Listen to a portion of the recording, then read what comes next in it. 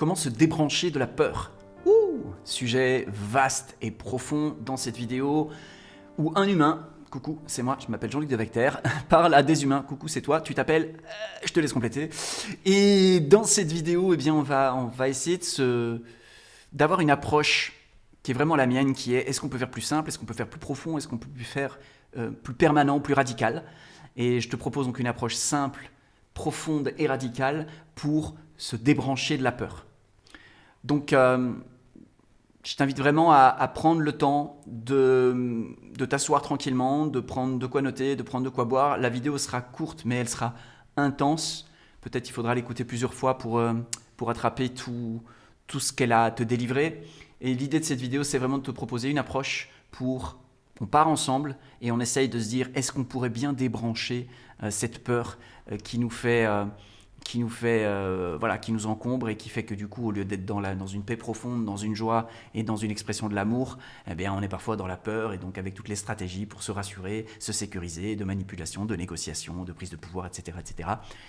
Comment est-ce qu'on peut faire ça? Alors, se débrancher de la peur, j'ai à cœur de te le présenter dans une structure en 3 points, en 3 étapes, on pourrait dire.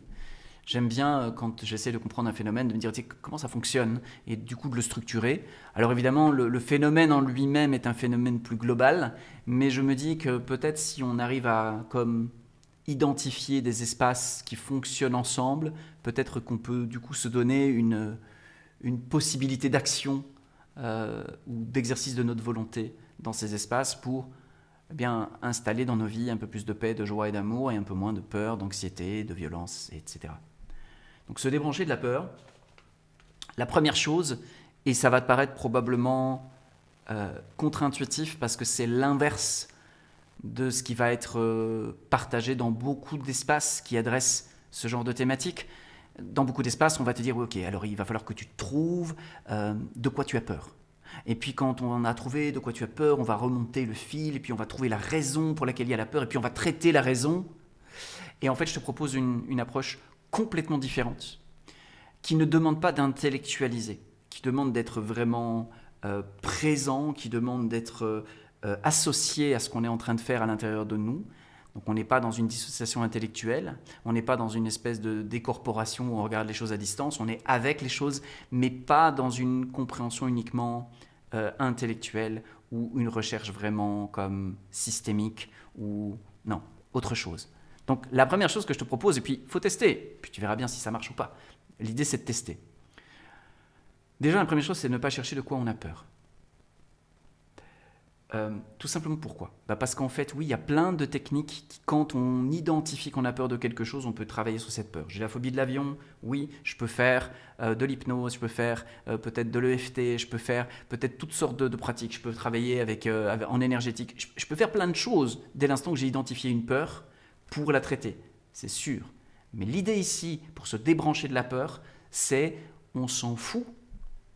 L'idée n'est pas de traiter les peurs au fur et à mesure qu'elles approchent, c'est de comprendre que ces peurs sont distillées constamment et prennent des formes différentes depuis un état qui autorise l'apparition de la peur dans mon espace.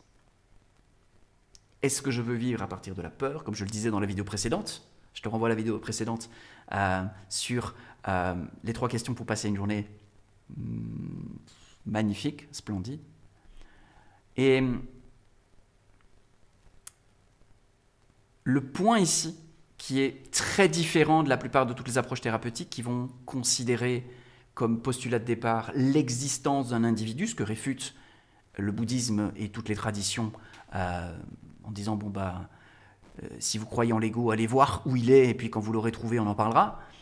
Donc l'existence de la personne en grec ou en latin, j'ai un petit doute là-dessus, mais je crois que c'est du grec, ça ramène à persona, qui est un ensemble de masques. Donc en fait, une personne, ce ne sont que des masques d'adaptation à la société, à ses parents, etc. Donc en fait, en général, dans nos interactions ou dans notre manière de vivre, on va présenter dès l'instant où il y a un autre, des masques. Donc l'idée, c'est quoi? C'est de dire qu'on n'a pas, moi, là, Jean-Luc Devecter, ça n'a pas d'existence absolue. C'est un ensemble d'habitudes de fonctionnement qui étaient différentes quand j'avais 5 ans, qui sont différentes aujourd'hui, qui seront encore différentes dans 10 ans. Donc l'existence absolue de Jean-Luc Devecter, ça n'a pas d'existence absolue. Aujourd'hui, il y a comme une structuration d'habitude de pensée, d'habitude de ressenti, et ça fait l'expérience dans laquelle que je perçois dans cet instant. Ce jeu-là n'est pas Jean-Luc. Ce jeu est quelque chose qui est le percevant d'une expérience. Percevant de pensée, percevant d'émotions, percevant d'un corps physique, percevant de cet ensemble-là. Ce jeu-là, ce n'est pas quelque chose qui a des caractéristiques précises.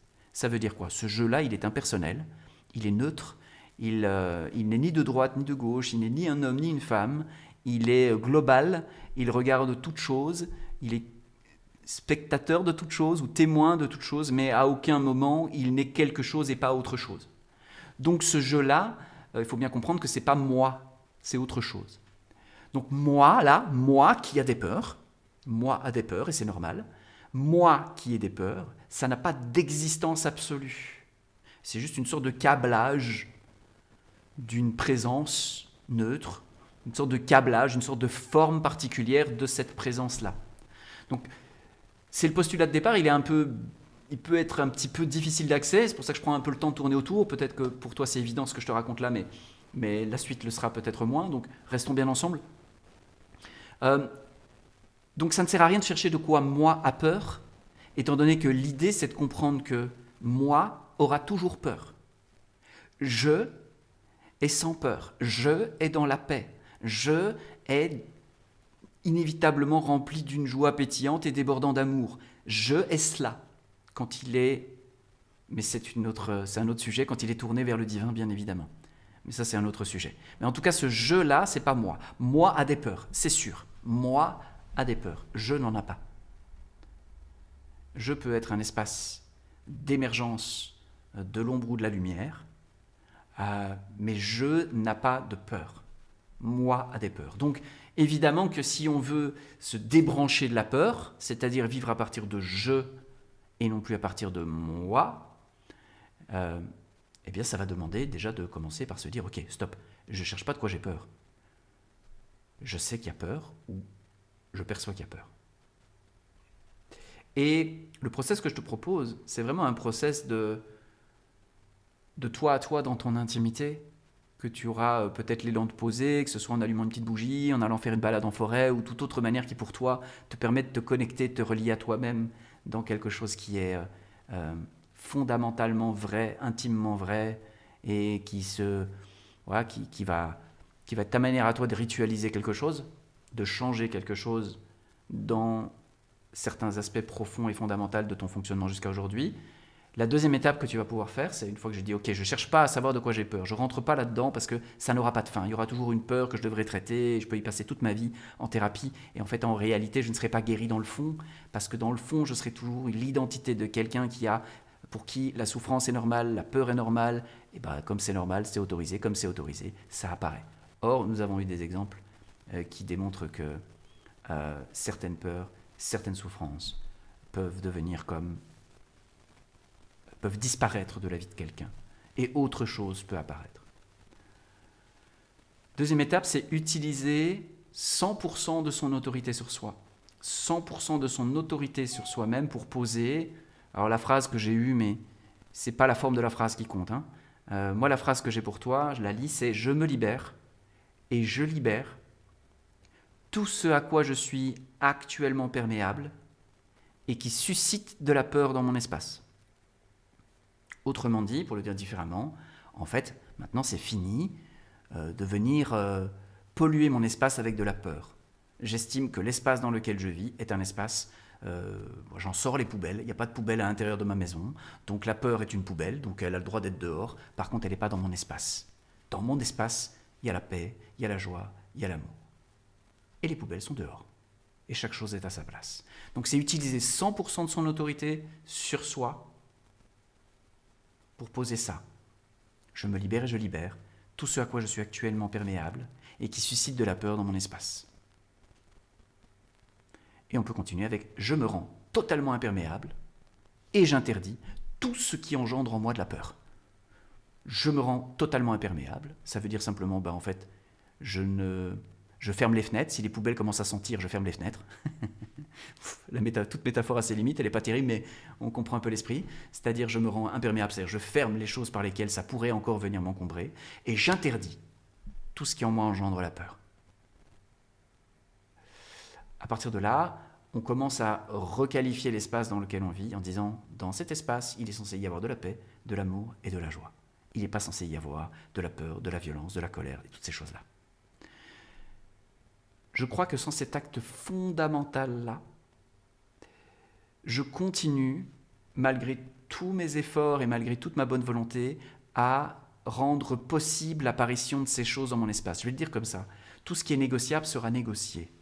Si la paix, l'amour et la joie dans mon espace sont négociables, ils seront négociés. Ça veut dire de temps en temps ils seront là, puis de temps en temps ils ne seront pas là, puis on ne sait pas, on verra bien. Est-ce que je veux vivre dans une vie dans laquelle je ne sais pas si je vais être en paix ou si je vais être dans l'anxiété? Je ne sais pas si je vais être dans l'amour ou si je vais être dans la colère. Je ne sais pas si je vais être dans la joie ou si je vais être dans la dépression. Est-ce que je veux vivre ça? Chacun verra pour lui-même. Moi, je n'ai pas envie de ça. J'ai envie vraiment de pouvoir m'installer dans un espace dans lequel, là je me sens chez moi, là je me sens bien. Mais chacun voit pour lui-même. Il n'y a pas de, c'est ni bien ni mal. C'est juste un matin on se réveille, on fait « j'en ai marre, stop ça, allez, on fait autre chose ». C'est vraiment dans cette attitude-là. Je reprends mon autorité et il y a une chose qu'il faut bien comprendre, c'est que si ce n'est pas interdit, c'est autorisé. Je vais le redire ça. Tout ce qui n'est pas interdit est autorisé. Peut-être autorisé à 1%, peut-être autorisé à 10%. Mais si, par exemple, dans ma vie, quelque chose n'est pas interdit, n'est pas fondamentalement interdit, ça veut dire que c'est en partie ou beaucoup autorisé. Donc il y a un endroit où il faut que je puisse avoir cette conscience, cette lucidité-là, de dire « Ok, je suis responsable de ce petit lopin qui s'appelle Jean-Luc de Vacter. Cette chose-là apparaît chaque matin quand je me réveille et je ne peux pas m'en défaire. C'est peut-être pas le temps et je n'en ai pas les connaissances, en tout cas c'est mon cas. Donc je vois que ça apparaît. Comment je prends soin de ça? Comment j'en prends vraiment bien soin? Comment je cultive ce petit bout de jardin-là d'une manière que les fruits qui vont être produits par Jean-Luc de Vacter soient des bons fruits? Les pensées, les paroles, ce qu'il va faire, ça produise des bons fruits et en abondance pour que ça puisse être partagé au-delà de lui. Ça, c'est ma joie, ça, c'est mon envie. Ça, c'est ce qui m'anime. Donc à partir de là, je sais, et c'est ce que je te partage, que ce qui n'est pas interdit est autorisé. Et je dis ça parce que interdire est un geste pas évident. Pourquoi? Parce que interdire demande de l'autorité, et l'autorité, on a tous un challenge avec ça. On a tous une expérience avec ça, on a tous eu des parents, donc on a tous vécu des abus d'autorité. On a tous été à l'école, donc on a vécu des abus d'autorité. On fait partie de pays dans lesquels certaines personnes décident pour nous de trucs qu'on n'a pas décidé en se foutant parfois éperdument des conséquences sur notre vie. On ne peut pas vivre ça bien. Donc l'autorité, c'est un peu suspect. Et bien souvent, on pense que l'autorité, c'est du pouvoir, et le pouvoir, c'est dégueulasse. Ou en tout cas ça fait souffrir, ou toutes ces choses-là. Il faudrait une vie sans pouvoir, et une vie sans autorité. Or, ça ne marche pas comme ça. Ça ne marche pas comme ça. L'idée, ce n'est pas de dire, est-ce qu'il faut qu'il y ait une autorité qui soit abusante, ou pas d'autorité du tout? Non, aucun des deux scénarios n'est bon. Il faut une autorité juste. Et cette autorité juste, elle ne peut qu'émaner du divin au plus profond de nous, et ensuite être accompagnée de nous vers nous, sur nous. Autrement dit, nous devons consentir et nous lier et accompagner la justesse la plus profonde pour établir en nous un royaume de justice, de paix et d'amour. Il n'y a que nous qui puissions faire ça dans notre espace, avec autorité, parce que l'autorité, c'est ce qui autorise et interdit. Donc c'est ce qui, à un moment donné, pose une limite quelque part en disant « ceci est autorisé » à gauche et « ceci est interdit » à droite. L'exercice de cette autorité délimite et c'est absolument capital et nécessaire parce que si c'est négociable, ce sera négocié. Et là où il n'est pas interdit d'être arnaqué, nous serons arnaquables. Et là où il n'est pas interdit d'être abusé, nous serons abusables. Alors c'est toujours le même principe. Bien sûr qu'on a une petite expérience de terrain. Donc quand on s'est fait une fois abuser d'une certaine manière, on s'est dit ok, on ne m'aura pas deux fois. Non, on ne t'aura pas deux fois de cette manière-là. Par contre, tu vas l'être d'une autre manière. Parce que quand on met un nouveau système d'alarme sur les maisons dans lesquelles il y a plein de richesses, ça rend les voleurs plus malins. Et quand les voleurs deviennent plus malins, ceux qui vendent des systèmes d'alarme deviennent plus malins vis-à-vis. Et donc il y a une courbe comme ça qui n'en finit jamais. Donc l'idée ici, c'est de poser un interdit absolu et non négociable.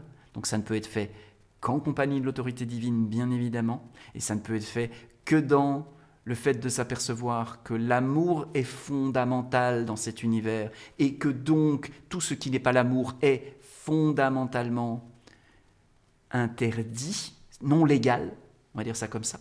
Et donc si tout ce qui n'est pas l'amour est illégal, je peux prendre connaissance de ce qui est légal, je peux m'adosser à et je peux devenir quelqu'un qui hérite d'un royaume d'amour et qui propage l'amour, plutôt que d'hériter d'un royaume de on ne sait pas et de propager un royaume de on va voir.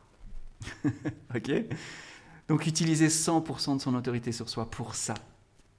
Et puis ensuite, la troisième étape, une fois qu'on a fait ça, on peut répéter 3 fois à l'intérieur de nous-mêmes, la peur, c'est interdit.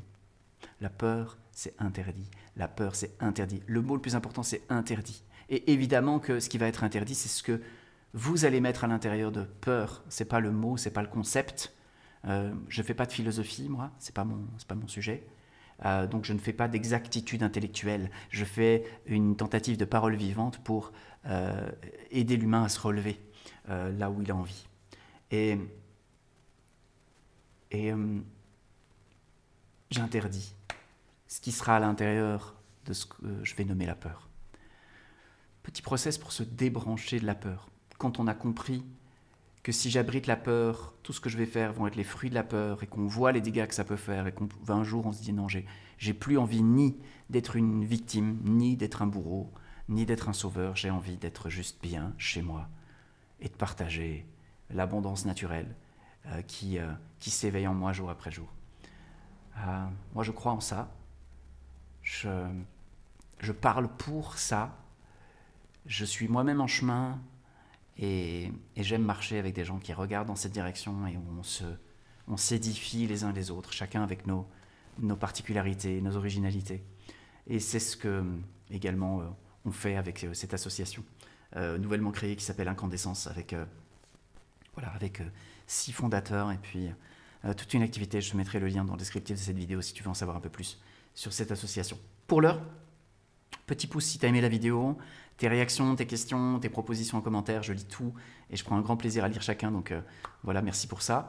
Et puis également, s'il y a quelqu'un dans ton entourage qui aurait intérêt à découvrir cette vidéo, je t'invite à lui passer le témoin pour qu'un humain qui parle à des humains, une fois par semaine sur YouTube, ça devienne un humain qui parle à des humains, qui parle à des humains, qui parle à des humains, qui parle à des humains, etc., etc. Merci infiniment de ta présence à chaque fois et à tout vite pour la suite. Salut.